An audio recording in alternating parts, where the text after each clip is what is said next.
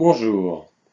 Dans cette troisième vidéo sur le projet d'accord cadre institutionnel entre l'Union européenne et la Suisse, j'aimerais parler de l'impact de cet accord cadre sur les mesures d'accompagnement, ces mesures d'accompagnement qui sont censées protéger les salaires en Suisse. Alors certains pensent que c'est le problème de l'accord cadre. S'il n'y avait pas ce problème, finalement on pourrait signer l'accord cadre. Mon avis est différent, c'est que l'impact négatif sur les mesures d'accompagnement est effectivement un problème, mais que ce n'est que la pointe de l'iceberg. C'est la partie visible parce qu'elle touche des choses que nous avons actuellement, ces mesures d'accompagnement, et demande de réduire ces mesures d'accompagnement. Et ça, c'est très visible, alors on en est très conscient. Mais par contre, il y a toute une partie moins visible parce qu'on ne sait pas encore exactement de quoi il va s'agir, mais c'est simplement le fait que de façon générale, il va falloir que la Suisse reprenne automatiquement l'évolution du droit européen. En tout cas pour les parties du droit européen qui touchent les 5 accords actuellement concernés par l'accord cadre, mais aussi tous les nouveaux accords qui pourraient venir, qui seraient automatiquement concernés par l'accord cadre, et puis les révisions éventuelles d'anciens accords qui, elles aussi, seraient concernées par l'accord cadre. Donc il y a quelque chose de beaucoup plus grand que cet impact sur les mesures d'accompagnement, c'est l'impact plus général de cette reprise automatique du droit européen. Alors je sais, on dit reprise dynamique et non pas automatique.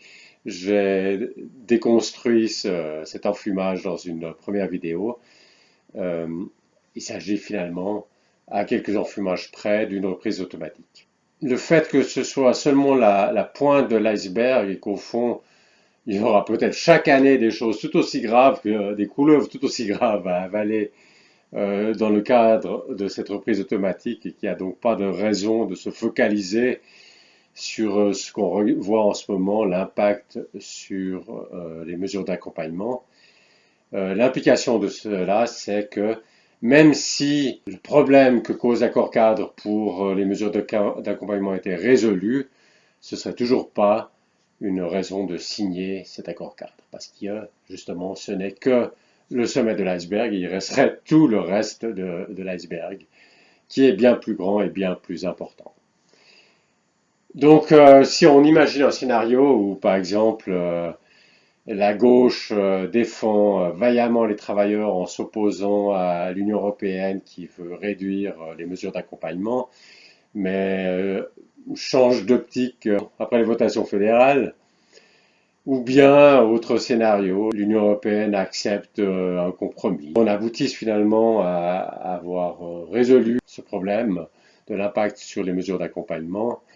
Alors, vous entendrez dans tous les médias chanter la même chanson. On a gagné, on peut signer, on a gagné, on peut signer. Eh bien non, on ne pourra pas signer parce que justement ce n'est que le sommet de l'iceberg et qu'il reste tout le reste à régler. Voilà, donc ne vous laissez pas enfumer et à la prochaine. Pour défendre la démocratie directe en Suisse, rejoignez-nous sur Dcube. Vous avez à l'écran des indications sur la manière de nous rejoindre. Si vous avez des difficultés techniques, n'hésitez pas à laisser un commentaire sous cette vidéo.